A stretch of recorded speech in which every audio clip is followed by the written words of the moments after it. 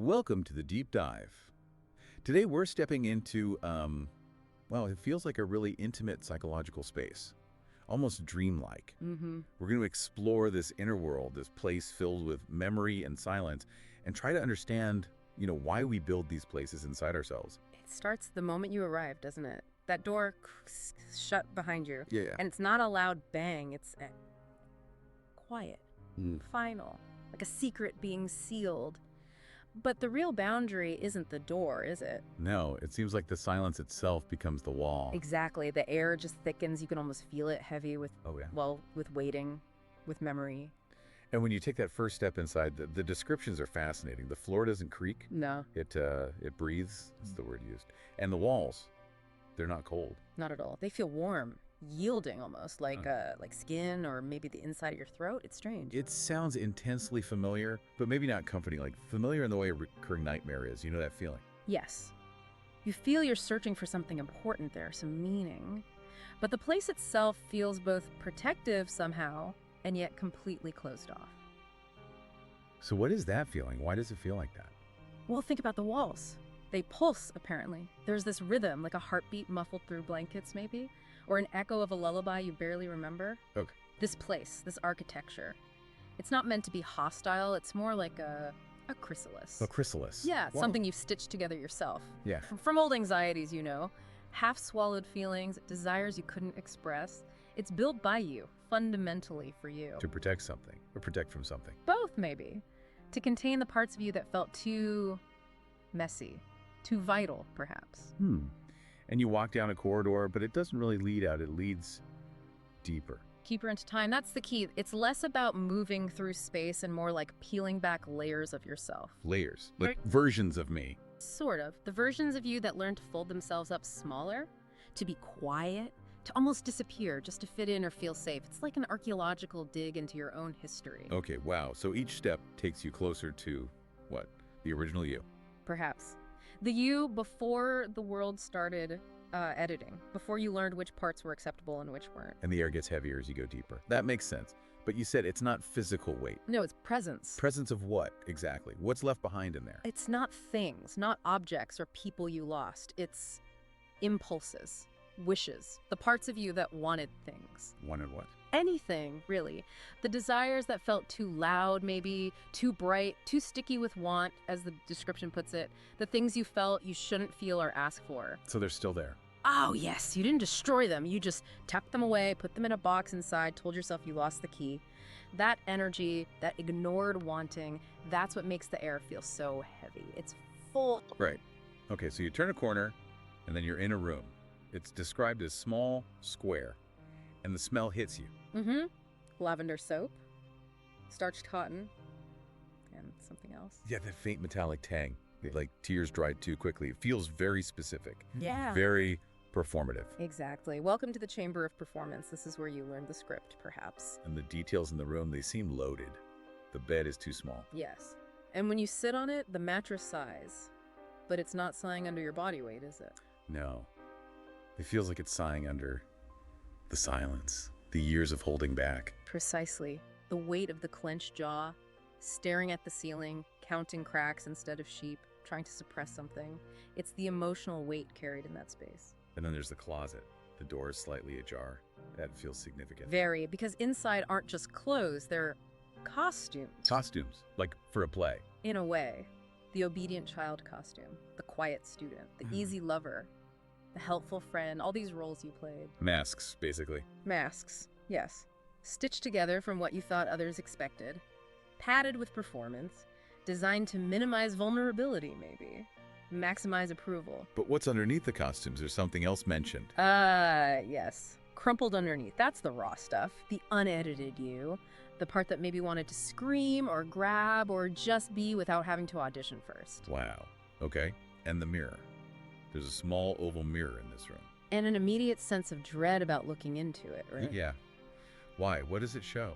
It doesn't just reflect your face, it reflects intentions, or rather, the intentions projected onto you. What do you mean?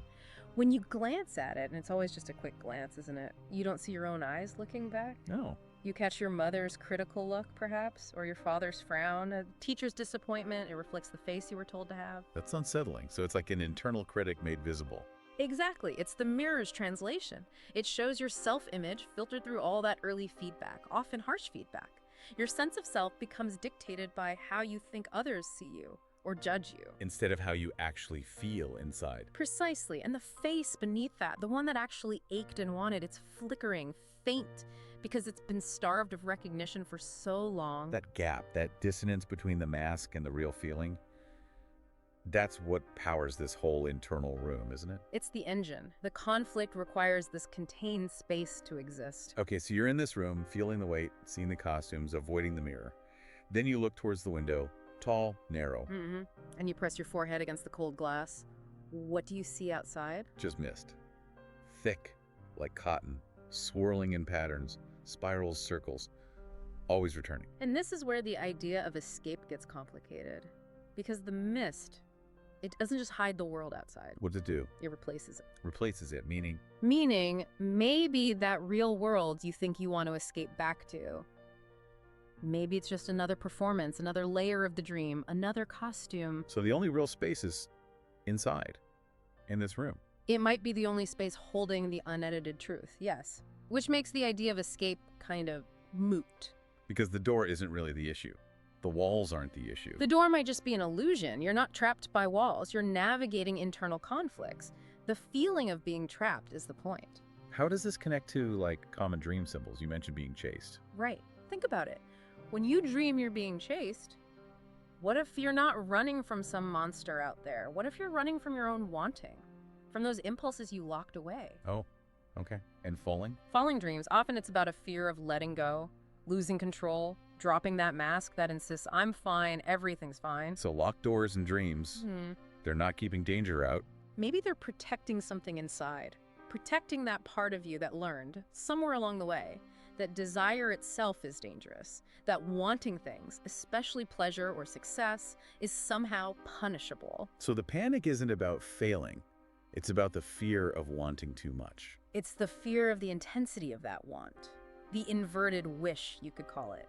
Believing that if you let that raw desire, that fire, out, it'll burn the whole house down. Which leads to a huge shift, doesn't it? The question we started with. How do I get out? Yeah. And it was the wrong question all along. The dream, the room, it whispers back, doesn't it? Why do you want to? Because the escape you're really looking for isn't from the room. It's from the memory, the feeling, the pain of all that unacknowledged desire. So why did we, or the child self, build this room in the first place, if it's so uncomfortable?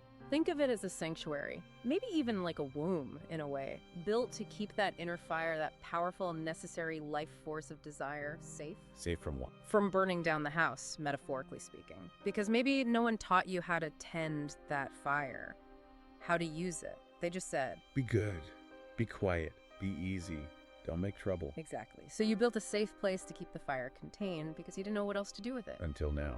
So what changes? How do you approach it differently? Surrender seems to be the key. Not giving up, but stopping the fight. Sitting down in the room. Not defeated, but ready. Ready. Yeah. Present. The sources suggest the dream demands presence, not frantic interpretation. You don't need to figure out every symbol right away. Just feel it. Let the sensations sink in. Okay, so you sit. You stop trying to escape or analyze. And then what happens? You turn away from the closet, maybe, away from the costumes, and you sense that presence again. But it's different now. It's gentle. The presence of what? The child. Yeah. The part of you that you thought you locked away, but it's not trapped behind a door. It's right there, beside you. Waiting. Waiting for recognition, not rescue. That's a crucial distinction. Recognition, not rescue. What does that mean? You don't need to save this part of yourself. You just need to see it, acknowledge it, and then, maybe, an invisible hand slips into yours. Yeah. Small, just resting there, trusting. So it's not about suddenly fulfilling every old desire. It's about witnessing, validating that the desire was real and okay. Exactly. Validation, giving that child self, that core part of you, permission simply to exist exactly as it is, without editing, without apology. And does that change things? Physically? The body responds immediately. The descriptions talk about shoulders dropping, the spine lengthening, years of held tension just loosening. because the internal conflict stops. The need to perform, to hide, dissolves in that moment of acceptance. And what rushes in to replace the anxiety is, well, aliveness, true presence. So the dream doesn't just end when you wake up. No, it seeds something. It becomes a companion in a way. That loneliness you might have felt, maybe that was just a story you told yourself to make the silence bearable. But the silence wasn't empty. Never empty. It was always full. Full of truth, full of wanting, full of the essential you that refused to completely disappear. And waking up, how is that different now? You carry it with you. The mist might still linger, but it's inside your chest now, not outside. The child walks beside you, not locked away. Because you move differently in the world. Slower, maybe, Wow. softer, carrying the room, the mist, the child, the wanting, not as heavy baggage you need to hide anymore. But as belonging, part of you. As belonging, it's integration, not repression. Wow. So the final takeaway from this whole deep dive, Yeah. it seems so simple, but also huge. It is. It's the realization, the dream, this inner space offers you. You are allowed to want. You're allowed to ache. You are allowed to need. The greatest return isn't getting out into the world, It's returning to yourself. to the core of yourself. Unedited, unmasked, unapologetic, the part of you that always knew what the fire was for.